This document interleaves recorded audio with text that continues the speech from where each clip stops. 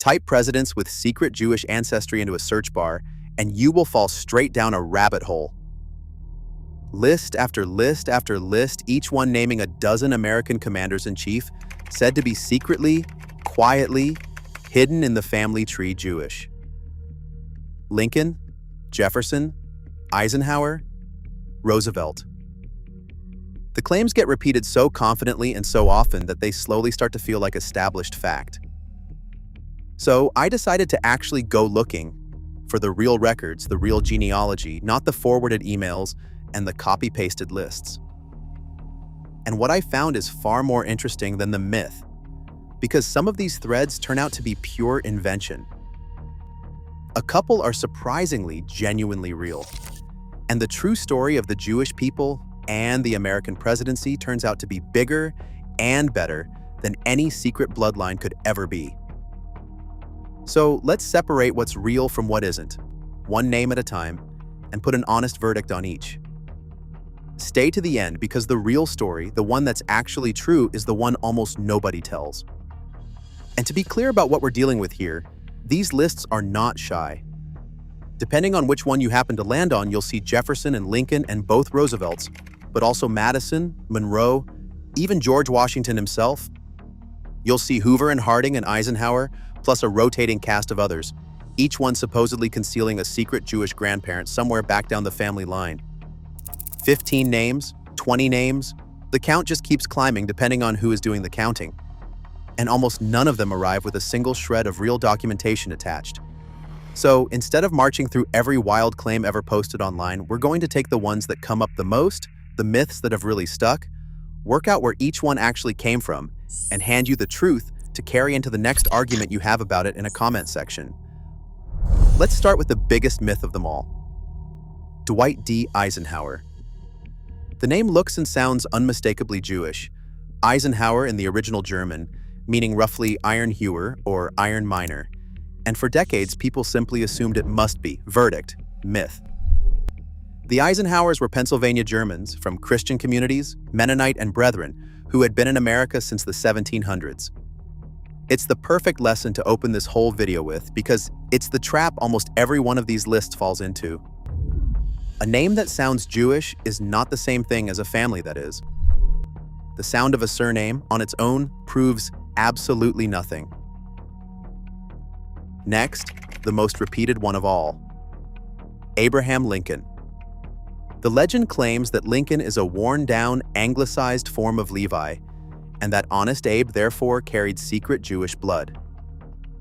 Verdict, myth.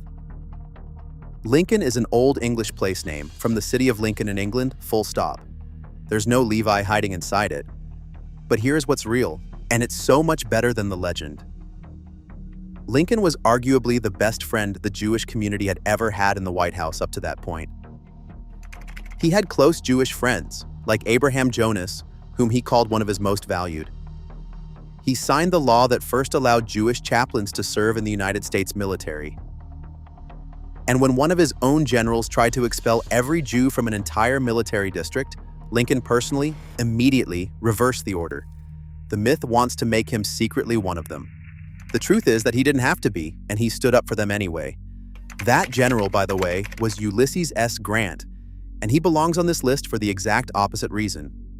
Grant wasn't Jewish, and in December of 1862, in the middle of the Civil War, he issued General Order No. 11, expelling all Jews as a class from the territory under his command, the single most infamous act of official anti-Semitism in American history. Verdict, not Jewish, obviously. But the story does not end there, and this is why it matters. Grant spent much of the rest of his life in what looks a great deal like atonement. As president, he appointed more Jewish Americans to public office than any president before him. He became the first sitting president to attend the dedication of a synagogue. He spoke out for persecuted Jews abroad. The lists want him to be a secret Jew. The real man is far more human than that, someone who did a genuinely terrible thing and then spent years trying to make it right. If this kind of myth-busting is your thing, take a second to hit the like button. It really does help this channel reach more curious people, and subscribe to Bloodlines and Borders for more of it. Now, Back to the investigation, because the next one has a twist. Franklin D. Roosevelt. Here, the rumor comes from an unusual source. Roosevelt himself. When he was asked about the persistent claims that his family's Dutch ancestors might have been Jewish, FDR didn't deny it or bristle at it. He said, more or less, that in the dim and distant past his people may well have been Jews or Catholics or Protestants, and that the only thing he really cared about was whether they had been good citizens. Verdict: thin to mythical on the actual ancestry, but genuinely real and rather graceful that he entertained it. The Roosevelts descend from a Dutchman named Claus van Rosenvelt. There's no solid evidence they were Jewish, but a sitting president shrugging and saying, maybe, and honestly, who cares, is its own small, admirable piece of American history. Thomas Jefferson turns up on these lists too, trailed by whispers of secret Sephardic ancestry. Verdict: myth, there is no credible evidence for it whatsoever.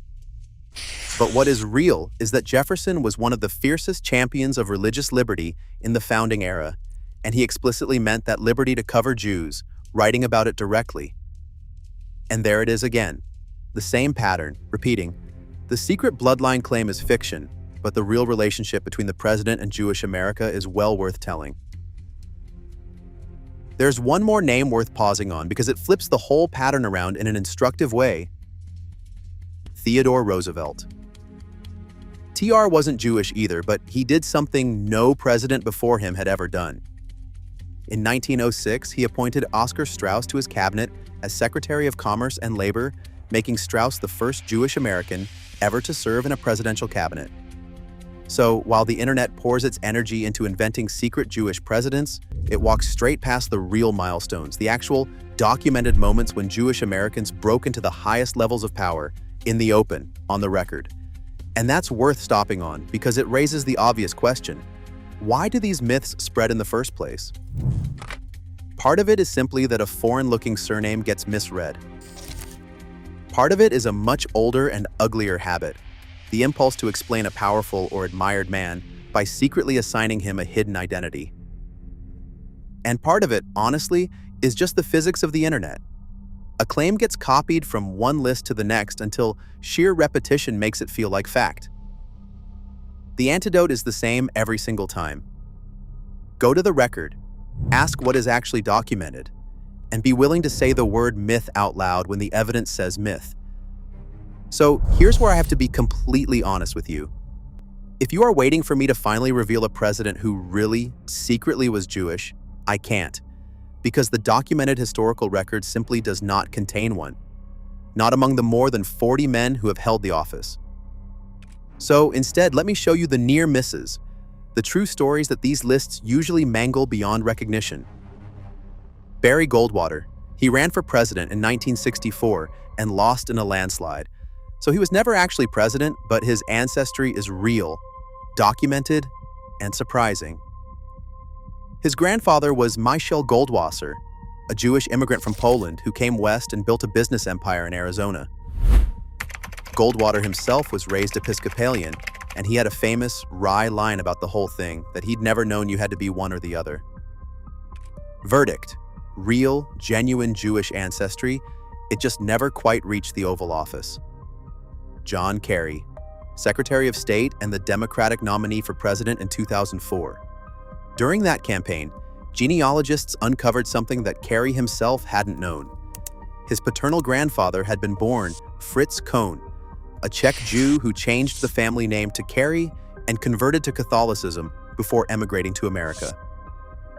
Verdict: real, fully documented, and a complete surprise to the man himself, but once again, a nominee, not a president. And Madeleine Albright. Not a president, the first woman ever to serve as U.S. Secretary of State, who learned only as an adult, in her 60s, that her family was Jewish and that 3 of her grandparents had been murdered in the Holocaust, a history her own parents had hidden even from her. Verdict: real and utterly heartbreaking. It's the truest version of this entire video's premise, a hidden Jewish heritage, buried for the sake of survival, uncovered generations later by a stunned descendant. It simply didn't happen to a president. So, put it all together.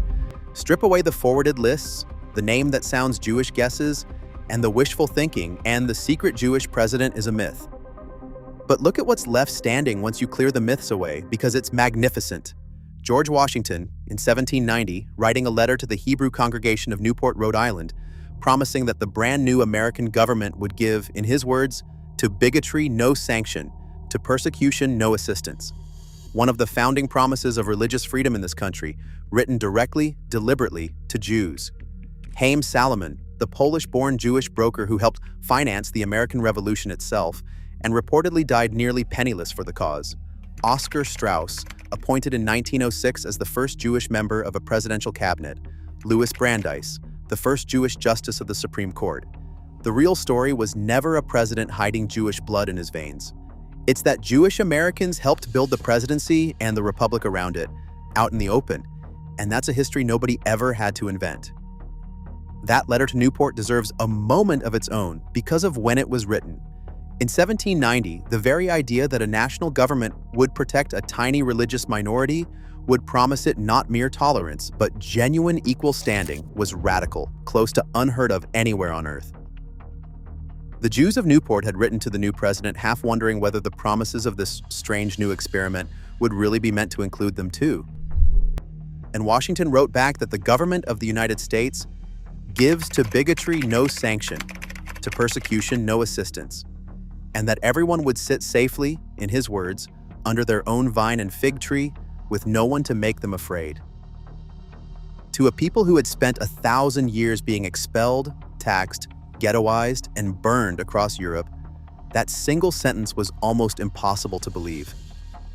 And it was signed by the first president of the United States, not a secret Jew, but a man who chose deliberately to make room. That is the real story these myths keep tripping right over. It never needed a hidden bloodline, it only ever needed the promise written down and meant. So tell me in the comments, which of these myths had you completely fooled? And which piece of the real story surprised you the most? Drop it below.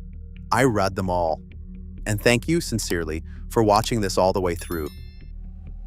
If you want to follow the true Jewish American thread out of the archive and into something far more personal, into the millions of ordinary families who carry this heritage in their own blood and have no idea, I've put that exact video right here on your screen for you. It's playing now.